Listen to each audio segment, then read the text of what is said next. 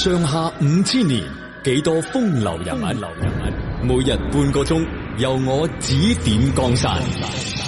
聰明學堂同你細說歷史，分享智慧。主講李沛聰。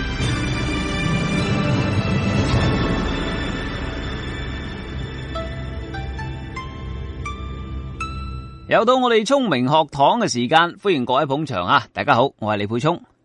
嗱，荊軻刺秦王嘅故事呢，相信大家都聽過啦。喺好多人心目中啊，荊軻係一個頂天立地嘅英雄人物。咁一個人一旦成咗英雄人物呢，喺大家印象之中，往往就會缺少普通人嘅喜怒哀樂，缺少作為一個人嘅多姿多彩噶啦。而事實上啊，荊軻喺刺秦王成為一個英雄人物之前呢，其實都只不過一個同你同我一樣啊，有朋友有家人，有啲小愛好，有血有肉嘅人嚟嘅啫。咁今日呢，我嚟同大家講講荊軻嘅一位好基友啊，唔係好朋友高漸離嘅故事啊。嗱，我哋話荊軻同高漸離係好朋友，咁佢兩個感情好到咩程度呢？史料嘅原話係咁講嘅：荊軻既至燕，愛燕之狗徒及善擊竹者高漸離。意思即係話咧，荊軻去到燕國之後啊，特別中意燕國嘅狗徒同埋擅長擊竹嘅音樂家高漸離嘅。一個愛字啊，好完美咁體現咗荊軻、狗徒同埋高漸離三個人一往情深嘅感情啦。咪講笑啫，不過三個人咧經常咧就勾肩搭背，經常黐埋一齊，呢樣嘢咧都係真嘅吓。嗱，荊軻就中意飲酒嘅，每日咧就同狗徒高漸離兩個老友一齊喺燕市裏邊大飲特飲。高漸離擅長擊竹，嗱，竹咧係古代一種擊弦樂器，頸細肩圓，中間就空嘅，有13條弦。呢種樂器嘅聲音啊，同古箏古琴都有啲似嘅，唔同嘅係咧要用竹擊打先至可以發聲嘅。所以大凡經過燕市嘅人啊，就經常可以見到一個咁嘅畫面啦。三個男人坐埋一齊，身上酒氣騰騰，其中一個咧就攞住個竹節喺度擊竹，另外兩個咧一邊飲酒一邊就眯埋眼喺度欣賞呢個天籟之音。飲到咁上下咧，荊軻仲會和住高漸離嘅擊竹聲唱翻幾句，唱嗨咗啦就相視而笑，情到濃時咧，三個人仲一齊抱頭痛哭添。咁估計咧就抒發下平時積落啲抑鬱啦吓。嗱，咁市場上人來人往，咁佢哋三個咧都係特立獨行之輩嚟嘅，唔係太在意旁人嘅眼光。咁啊，正所謂長歌當哭，對酒當歌，睇怕就係咁樣啦。而家諗翻上嚟啊，呢一個咧恐防都算係史上第一個野外 KTV 嘅雛形啊。嗱，高漸離放到而家咧，絕對係一個殿堂級嘅演奏家嚟嘅。荊軻同狗徒呢兩條友咧，都真係幾幸福噶吓，時不時就可以免費聽下啲拉闊演唱會，手邊仲揸住心愛嘅杯中物。唉，人生至此都夫復何求啦，真係。不過呢個三劍客嘅生活咧，隨住燕國太子丹嘅到嚟就被打破咗啦。荊軻臨危受命，應承咗太子丹咧去秦國刺殺秦王。咁啊，三缺一，鬥地主都冇癮啦，麻雀都打唔成啊。於是乎咧，呢個燕市上面三劍客音樂酒會從此就冇再舉辦過啦。嗱，我哋學唐詩啊，都學過李白嗰首《李白乘舟將欲行，忽聞岸上踏歌聲。桃花潭水深千尺，不及汪倫送我情》。咁啊，用音樂嚟送別咧，睇嚟都係有啲歷史傳統嘅吓。高漸離同埋荊軻咧就喺易水河邊送別。咁啊，大家都知道今日一別將成永訣噶啦，刺殺秦王啊，不論成與不成，呢條命仔咧都係保唔住噶啦。高漸離將滿腔嘅不捨、敬仰同埋擔憂，種種複雜嘅感情融合喺音樂裏邊，以擊竹寄情。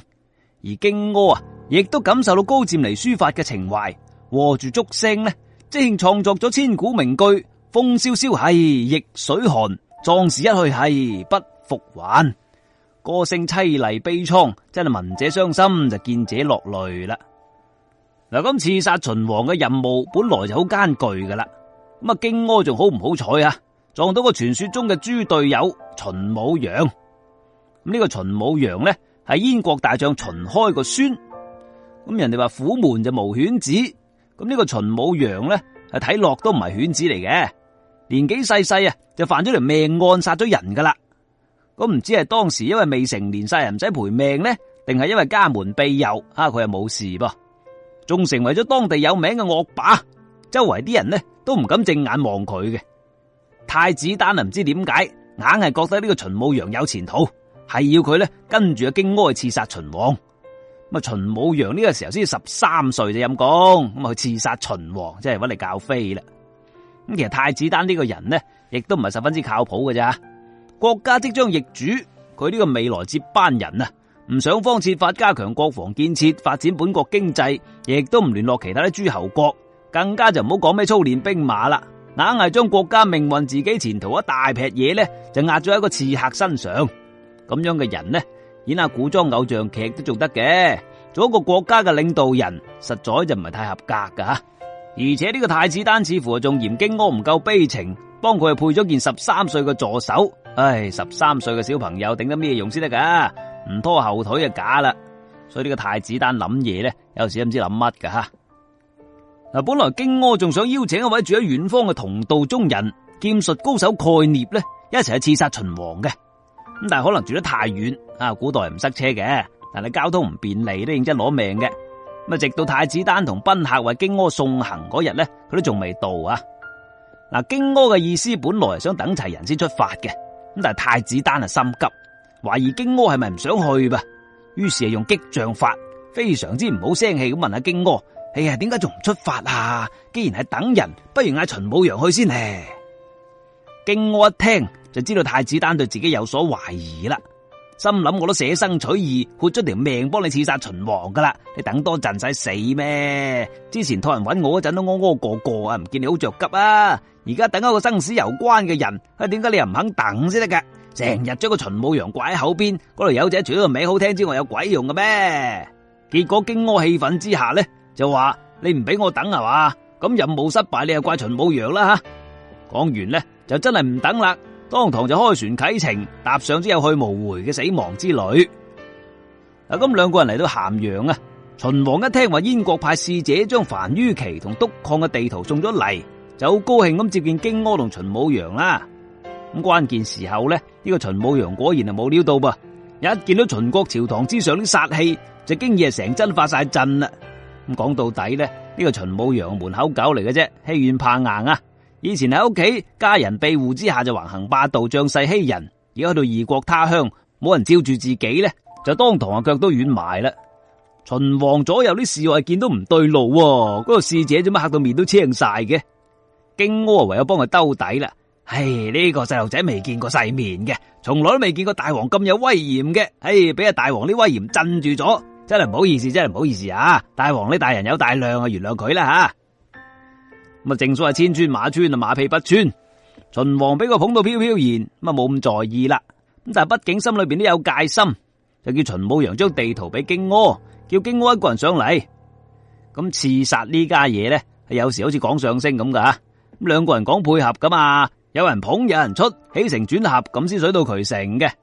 咁最一開始就唔係好支持秦舞陽，咁但係多多少少幫下手啊。依家好啦，嗌荊軻一個人挑大梁。呢個時候咧，估計荊軻心裏邊真係問候太子丹祖宗18代啦。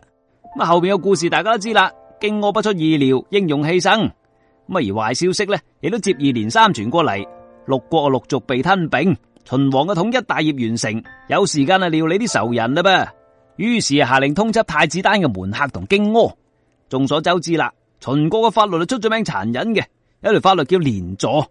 咁荊軻刺秦王，梗係祖宗18代都話你出嚟啦。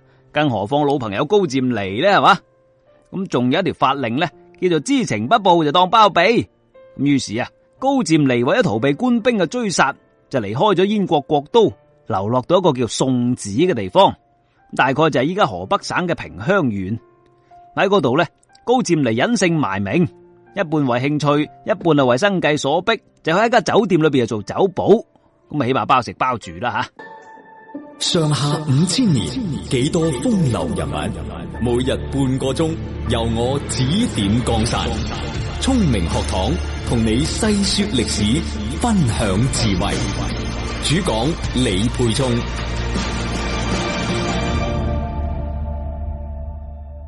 嗱，高漸離雖然係隱姓埋名，但係正所謂是金子就會發光。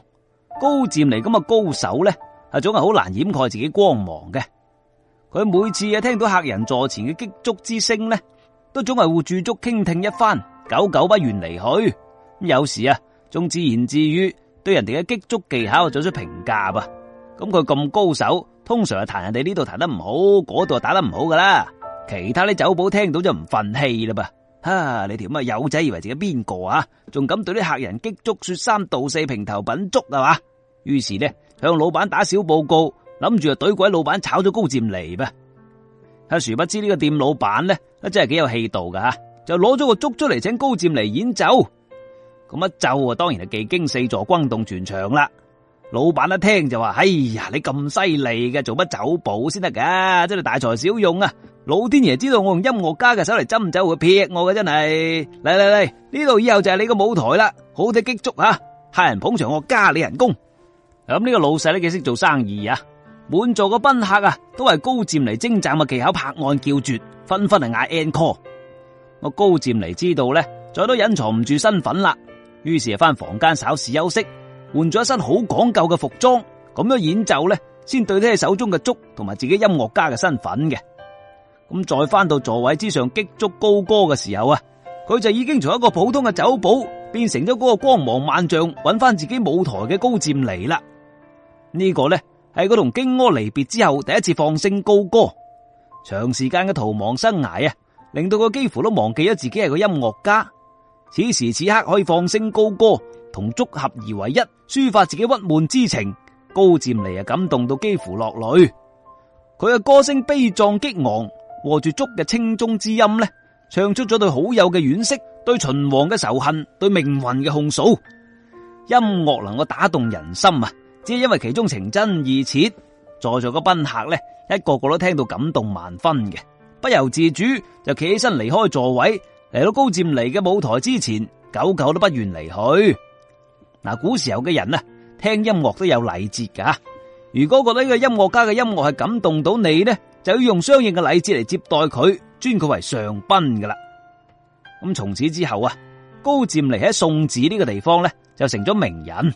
宋子城裏邊嘅人輪流請佢去作客，一時之間都傳為佳話嘅。呢件事好快就傳到去秦始皇嘅耳仔裏邊啦。於是高漸離呢，就俾召到去咸陽宮中為秦王演奏。唔知道之前嗰次演奏裏邊，高漸離着上行頭之前有冇諗過自己竟然會因為有才藝可以有接近秦始皇嘅機會呢？統一六國之後秦王就唔再叫秦王啦，自封為秦始皇。咁秦始皇一開始咧就唔識高漸離嘅，只係當佢係一個才華橫溢嘅音樂家，咁諗住得閒無事聽下歌都好啊，搵個演奏家翻嚟，話唔埋可以夾翻隊 band 都未頂。不過秦始皇唔識佢啫，旁邊有人識噶嘛，佢身邊啲耳目馬上知無不言，言無不盡，對高漸離做咗份調查報告，真係360度冇死角啦，簡直比高漸離仲要了解自己嘅。咁呢份報告當然係講咗佢係荊軻嘅好朋友。咁搞法咧，秦始皇就有啲心大心細啦噃，無啦啦搵個樂師，竟然係仇人嘅好朋友，啲世界點解咁細嘅咧？咁聽完高漸離嘅擊竹表演秦始皇就有啲左右為難啦。你話殺咗佢咧，咁好嘅樂師真係好難搵嘅，但係放咗佢咧，又放虎歸山㗎噃，潛在炸彈唔知幾時爆。咁正所謂斬草不除根，就春風吹又生。以秦始皇啲性格咧，就唔會放高漸離安然無恙咁走咗去噶。糾結咗一排之後秦始皇終於有決定啦。咁佢本來係個殺伐決斷之人嚟嘅，但係為咗高漸離都諗咁大餐，可見高漸離嘅音樂真係幾打動佢啦吓。秦始皇決定唔殺高漸離，仲保持初衷，俾佢留低喺皇宮之中做樂師。咁不過咧，秦始皇為咗保住自己條命仔，而又可以經常聽到天籟之音，就唯有選擇令高漸離做折翼天使啦，下令分盲咗高漸離對眼。咁擊竹擊到高漸離呢種境界咧，查實就唔使眼噶啦，唔使睇一樣可以演奏嘅。而對於秦始皇嚟講，盲咗眼嘅樂師一樣可以演奏到好音樂，但係就冇咁大威脅啦。秦始皇呢個人一向又殘忍又自私嘅做呢咁嘅決定咧，都唔係咁出奇嘅啫。咁正所謂大丈夫能屈能伸，成咗盲人嘅高漸離咧，亦都冇抱怨，繼續照常發揮。咁以前用隻眼去睇，而家用個心去睇，演奏水平咧係仲高咗添。聽過嘅人啊，冇一個唔俾佢音樂感動嘅。而高漸離啊，就喺度等待一個時機，希望有朝一日咧可以一擊即中，為自己好朋友荊軻報仇。荊軻當日慘死喺咸陽宮嘅大殿，身上流嘅血啊，染紅咗大殿嘅台階。如今高漸離喺呢度擊築啊，仿佛仲聞到當時嗰陣血腥味。好朋友慘死，家國破敗，顛沛流離，眼盲身殘，咁多筆賬呢，都係拜秦始皇所賜。呢一份仇恨呢，高漸離時刻都放在心頭嘅。嗱，咁時間一長啊，溫水煮青蛙，秦始皇對高漸離嘅防備呢，就漸漸冇咁緊啦噃。高漸離接近秦始皇嘅機會呢，亦都慢慢多咗起身。嗱，每一日啊，高漸離都要往樂器上邊添加啲弦，令到佢嘅竹啊就更加重。而每日搬運樂器，亦都係趁機鍛煉臂力嘅時候。而佢日復一日鍛煉耳力，聽聲辨位，對於刺殺秦始皇呢，亦都越嚟越有信心啦。邊個都唔會懷疑，邊個都唔會諗到一個盲咗個樂師嘅樂器啊，都可以暗藏殺機啊！嗱，咁時光飛逝，日子過得飛快，秦始皇嘅戒心越嚟越低，而高漸離嘅竹啊，亦都越嚟越重，漸漸就可以當啞鈴嚟用啦唄。嗱，終於有一日，趁住接近秦始皇演奏嘅時機，高漸離突然間企起身，用盡全身之力，舉起手中好似啞鈴咁重嘅竹，就向秦始皇撲過去。千鈞一髮之際啊，高漸離仿佛又翻到咗當年同兩個兄弟一齊喺燕市大啖飲酒、大聲唱歌嘅情景。嗱，咁講真嗰句啊，高漸離呢個時候雙眼又盲咗，手中又冇利器，要刺殺秦始皇呢，機會係真係好微嘅。但係佢為咗兄弟嘅情義，捨死忘生，呢一份氣概呢，比起當年荊軻圖窮匕現，亦都不遑多讓啊！嗱，秦始皇一生人呢，經歷暗殺嘅次數啊，可能同希特拉都差唔多。不過上天似乎係零舍眷顧呢兩個人嘅。希特拉當年好多次逃過暗殺，有幾次明明都死直噶啦，點知佢係走甩咗。秦始皇亦都一樣，高漸離呢一次刺殺呢，亦都俾佢係避過咗。高漸離知道報仇無望，盲咗個雙眼呢，流落咗血淚。雖然呢一次嘅刺殺功敗垂成啊，但係高漸離以自己嘅勇氣，證明咗六國之人不願屈服於秦王暴政嘅決心。而佢以一死酬知己，亦都無愧於同荊軻當年嘅呢一段友情啦。而秦始皇亦都俾高漸離嚇到驚晒，自此之後呢，再都唔敢接近從前俾佢滅國嘅六國遺民啦。